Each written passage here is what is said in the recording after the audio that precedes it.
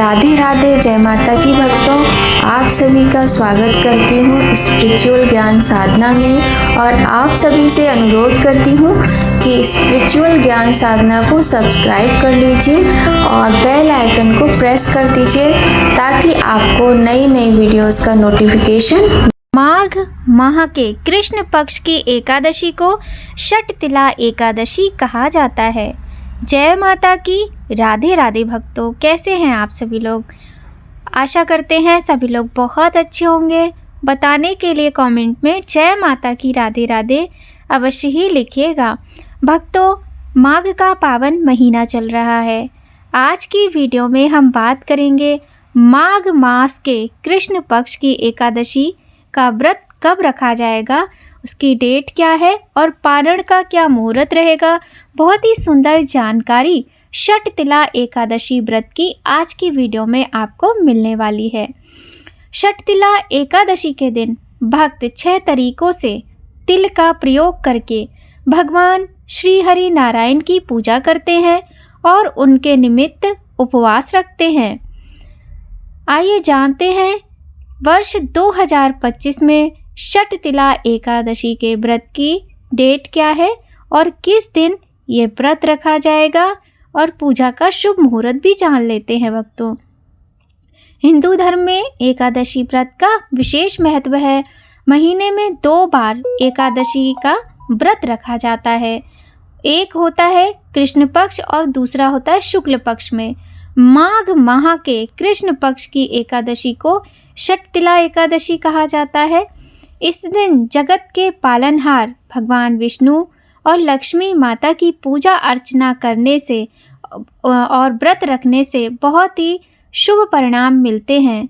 धार्मिक मान्यता के अनुसार षटतिला एकादशी के दिन व्रत रखने और पूजा करने से भगवान श्री हरि की कृपा प्राप्त होती है और जीवन में कभी भी धन धान्य की कमी नहीं रहती। साथ ही धन लाभ के लिए षटतिला एकादशी के दिन तिल का दान करना चाहिए। भक्तों, माघ का महीना है और माघ के महीने में तिलों का विशेष महत्व होता है, चाहे वह काले तिल हो या फिर सफ़ेद तिल।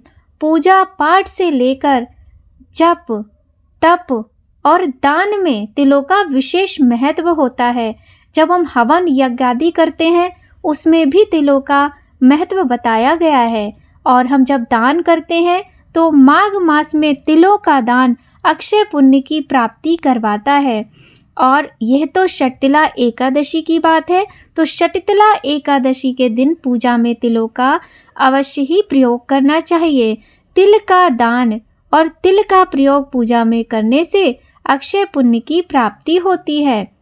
माघ माह के कृष्ण पक्ष की एकादशी तिथि 2 दिन पड़ रही है और अक्सर यही होता है हर महीने, लेकिन फिर भी बिल्कुल भी कंफ्यूज होने की ज़रूरत नहीं है।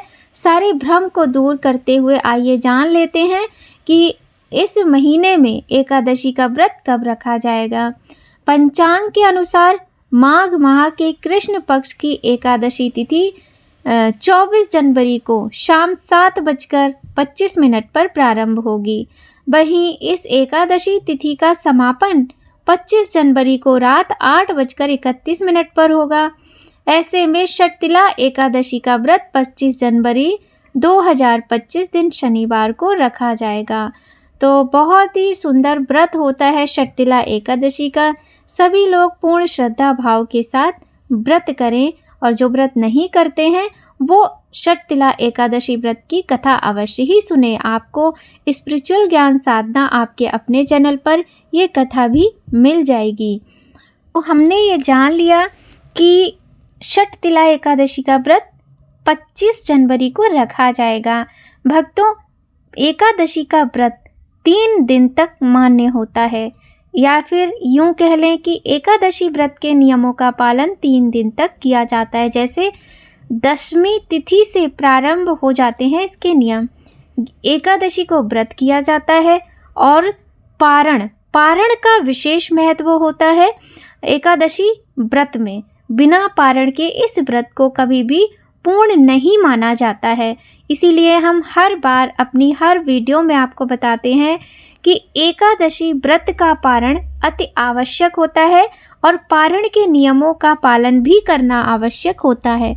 कुछ इतने कठिन भी नहीं होते हैं नियम के पालन की कोई कर ना पाए, बस ये है भाव आपका होना चाहिए तो आप सब कुछ कर सकते हैं। अब हम बात कर लेते हैं पारण आपको कितने बजे करना है और कौन सी डेट को करना है, तो आइए भक्तों ये भी जान लेते हैं। पंचांग के अनुसार षटतिला एकादशी व्रत का पारण 26 जनवरी को होगा। आइए भक्तों समय जान लेते हैं। 26 जनवरी को सुबह 7:12 से लेकर 9:21 तक एकादशी व्रत का पारण किया जाएगा। दिन रहेगा रविवार का। इस शुभ मुहूर्त में आप षटतिला एकादशी व्रत का पारण कर सकते हैं। एकादशी व्रत का पारण करने के बाद पंडित जी को एक खुराक भोजन का दान अवश्य ही करना चाहिए। इसके अतिरिक्त आप किसी ज़रूरतमंद की सहायता भी कर सकते हैं। आप किसी भूखे को भोजन भी करा सकते हैं, किंतु जब आप भगवान को भोग लगाएंगे आप पक्का खाना यानी पूड़ी सब्जी बनाइए और चावल ज़रूर बनाइए। खीर या हलवा कोई एक आप मीठा भोग में बनाइए। तुलसी दल रख के भगवान को भोग लगाइए और भगवान को भोग लगाई हुई थाली आप अपने लिए रख लीजिए। इसके अतिरिक्त एक थाली भोजन और कुछ दक्षिणा लेकर आप मंदिर में पंडित जी को दान कर दीजिए, या फिर कोई कन्या हो तो कन्या को खिला दीजिए घर में बुला के। इस तरीके से व्रत का पारण किया जाता है भक्तों। एकादशी व्रत के पारण के साथ ही आपका व्रत पूर्ण होता है। तो बहुत ही सुंदर और बहुत ही महत्वपूर्ण एकादशी का व्रत होता है। एकादशी का व्रत करने वालों को मोक्ष की प्राप्ति होती है। भक्तों इन 3 दिनों में एकादशी का जो लोग व्रत रखते हैं उन्हें नाखून इत्यादि नहीं काटने चाहिए, ना ही बाल कटने चाहिए और ना ही शेविंग करनी चाहिए।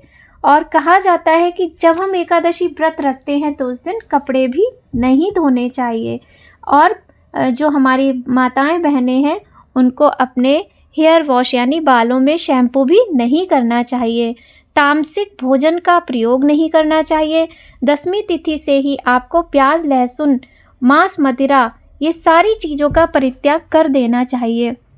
वैसे तो देखिए जीव हत्या करके खाना ये तो महापाप है, किंतु यदि कुछ लोग होते हैं कि वो खाते भी हैं और पूजा पाठ भी करते हैं, किंतु इन 3 दिनों में जो लोग एकादशी व्रत करते हैं या नहीं करते हैं इस तरह की चीज़ों का प्रयोग नहीं करना चाहिए। लहसुन प्याज का प्रयोग ना करें, मांस मदिरा का प्रयोग ना करें, ब्रह्मचर्य का पालन करें। साथ ही जमीन पर शयन करना भी बहुत ही उत्तम माना जाता है, किंतु आप अपने स्वास्थ्य की दृष्टि को देखते हुए ही इस व्रत को करें।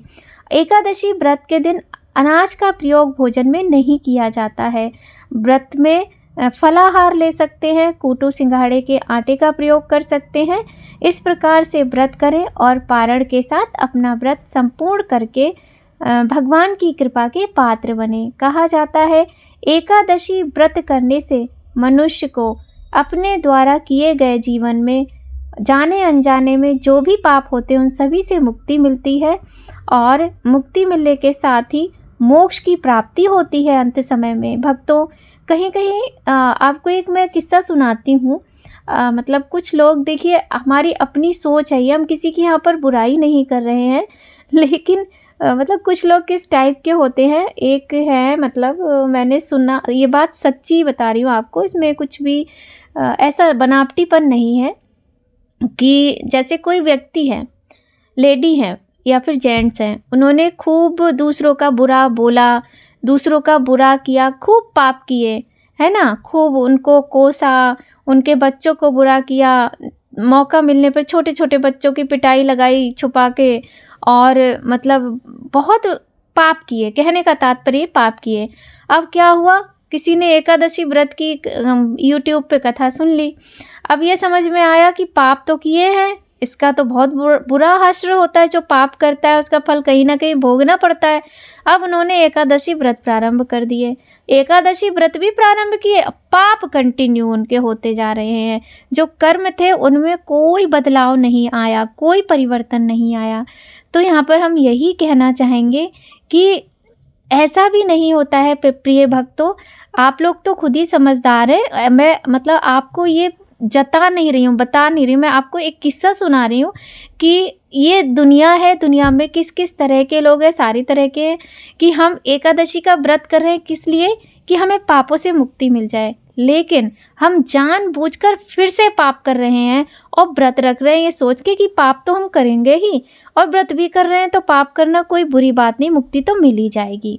पर ऐसा नहीं होता है कि हम एक तरफ एकादशी का व्रत कर रहे हैं, दूसरी तरफ हम जीव हत्या करके उसको खा रहे हैं, और दूसरी तरफ हम लोगों को परेशान कर रहे हैं, पाप के घड़े अपने भरते जा रहे हैं। तो पाप से मुक्ति तभी मिलती है जब हम जानबूझकर पाप करना छोड़ देते हैं। अनजाने में हमसे कितनी चींटियां मरती होंगी, कितने पाप हो जाते होंगे, क्योंकि हम मनुष्य हैं, मानव का स्वभाव है, क्रोधी होता है मनुष्य, निंदा भी करते हैं कभी कभी।